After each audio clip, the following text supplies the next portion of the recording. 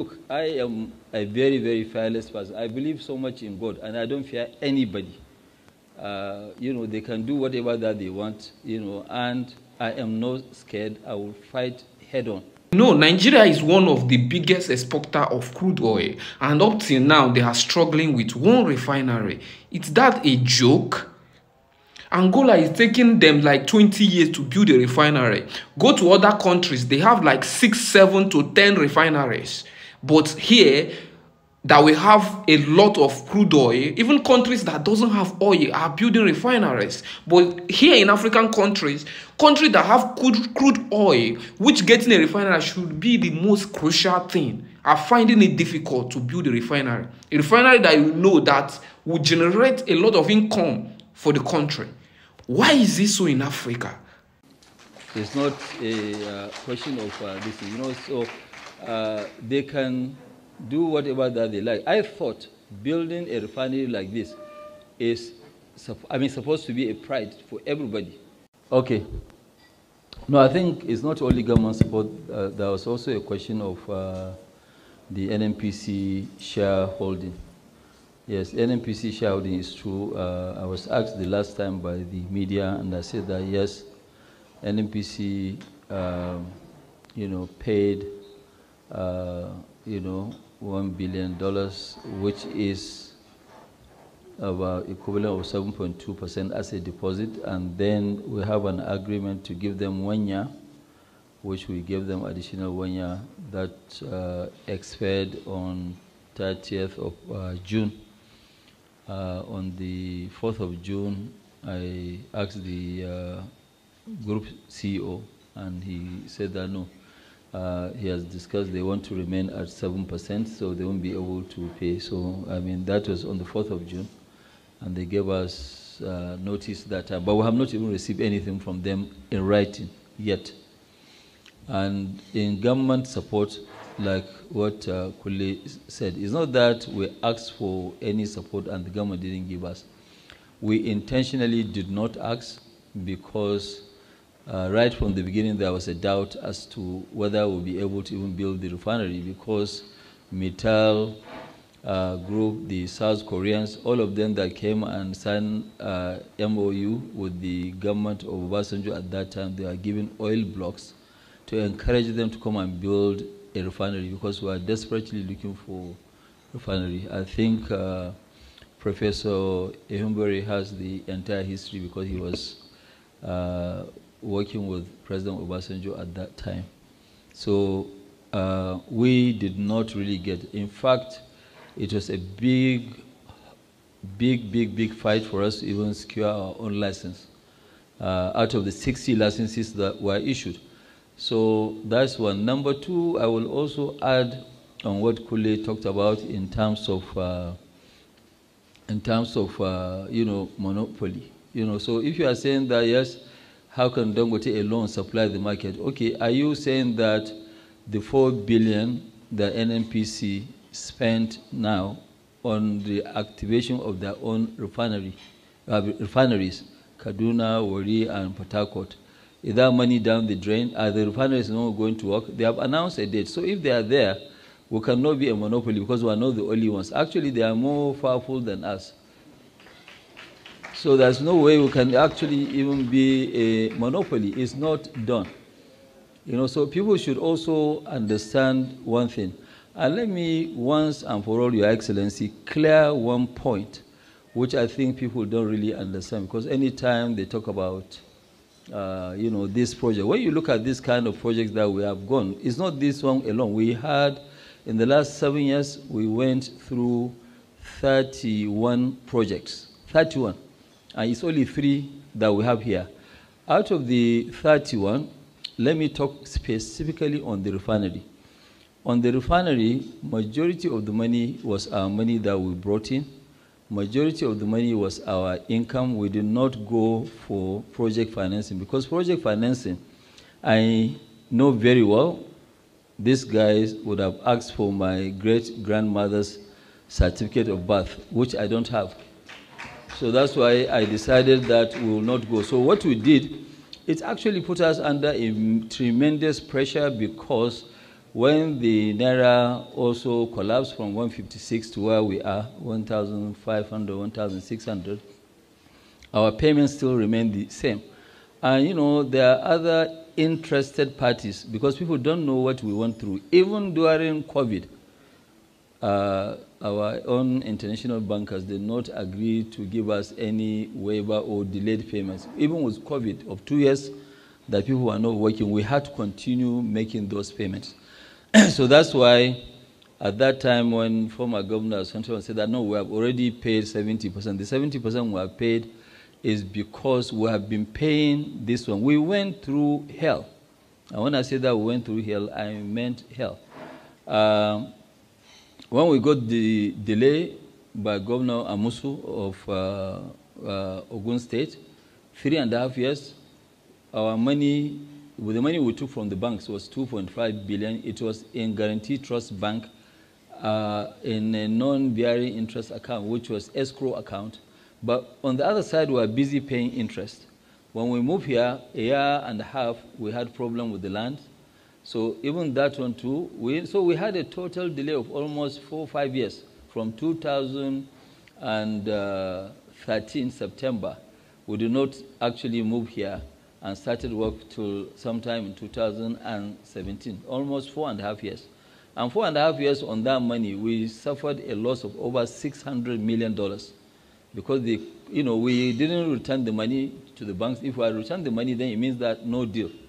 And we had already paid financial advisors and everybody. So we had to just keep praying that, look, something will come out. And that is now we got a license, we got this. The banks were very, very trustworthy. When they even gave us the loan, we had no land. Well, we had a land. We thought we had a land. And then, but no license to build a refinery. We got the license much later with the help of President Jonathan when the system tried to refuse to give us a license. On the loan that we got, part of the loan was taken also by Dangote Industries, which is a local company. Dangote Industries, got allocation from Central Bank, and the total allocation that we got, including the money that we lost in terms of interest, in terms of principal repayment, was about $2.7 billion in 13 years, from 2013 to 2023. The money that we got, I repeat, from Central Bank was 2.7. Out of the 2.7, we still have more than $200 million of forward which we have not collected. So it was 2.5. Am I right, Kule? Yeah, a real cash we got in these 13 years, which was paid in terms of interest and principal payment. Dangote Industries, as soon as they get their dividend, they are bringing that money back to sell in the local market. They are bringing that money back into Nigeria. So there is no money that, will take from Nigeria. And the one that we've taken to pay part of our loans and interest, we'll return it back. So it's better for people to understand, because the thinking of people is that, no, majority of the central bank's money was depleted by Dangote's major projects. No, we got 2.5 cash from central bank in period of 10.5 years. And that money is also going to come back as soon as we start, making, because, once we start making money, we'll start paying the loans that we have, which is internal loans. So that one is not there. I've seen also in the quality that they are talking about. Yes, when we started with about 600-700 ppm, which is true. That is where we started, because it was a new plant. We have not commissioned most of them. So by the time that we finish now, we have commissioned part of it. So I'm actually surprised for somebody to come and mention that, yes, we have a bad quality, we and the other modular refineries. I can't talk about the quality of the modular refineries, but our own today, like what I said, our own production, you have seen, we have tested it. is 87 ppm, and by the time you come even on Monday, we'll be at 50. By beginning of August, end of this month, beginning of August, we'll be at 10 ppm. Okay?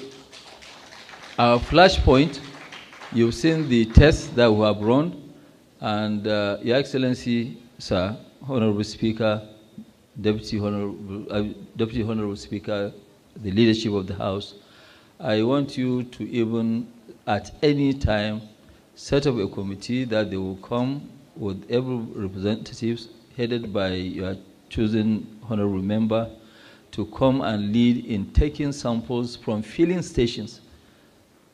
Because I must tell you today that all the test certificates that people are busy, floating around, where are the labs? Even if they have the labs, I can tell you they are fake certificates.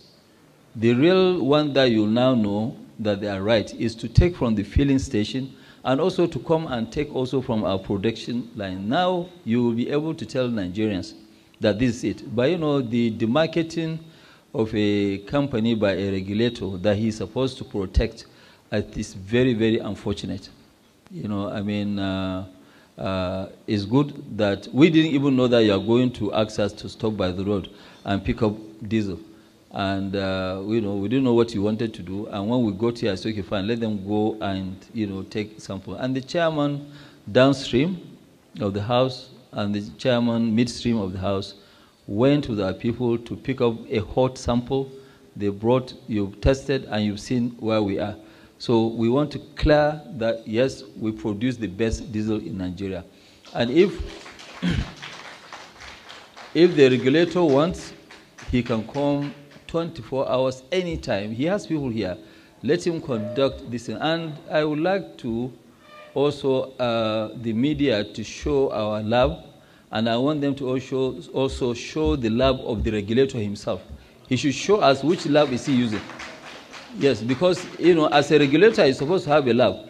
If regulator doesn't have a lab, then we have an issue. He cannot rely on somebody. He's supposed to, check us. So that's one. Another complaint that I had, which I think the Right Honorable Deputy Speaker also raised with me, say, okay, why did we drop the price of diesel when we started? We drop it from, is it the bad quality we are producing or what? I said that no. Even at the 650 ppm and 700 ppm that we are producing was a better quality than what was, imported. And I'm sure, Your Excellency, sir, most of you have problems with their vehicles. Either you have had or you are still having problems with their vehicles. It's because of the bad fuel that we're importing into the country. I still stand by what I said. Go to filling stations, you can pick up and you can check the quality. That's the only way. But all this one, somebody will bring in a ship and say that, yes, this is the quality. Bring in fake certificates. This one, when we go ahead, we will say more. We will say more in the sense that, we know where they blend this in. Some of the terminals, some of the NNPC people, and some, traders have opened a blending plant somewhere off Malta. We all know these areas. We know what they are doing. It's not that we don't know. And really, like what I said, I've been fighting all my life. Somebody now said, okay, Mr. Dangote, I heard that, some people came to your hotel to ask of your name, and you don't know who they are. I say, yes, they did. But look, I am a very, very fearless person. I believe so much in God, and I don't fear anybody. They can do whatever that they want, and I am not scared. I will fight head on. It's not a question of this, so they can do whatever that they like. I thought building a refinery like this is, supposed to be a pride for everybody, because we are not the only country. Angola, they've been trying for 20 years. They are still trying. Uganda, they've been trying for the last 15 years. None of them. There is no production capacity in Africa. Only 2 countries are not importing, which is, Algeria and Libya. Apart from this, everybody is an importer. We cannot continue to be slaves where we export, raw material, then we import products.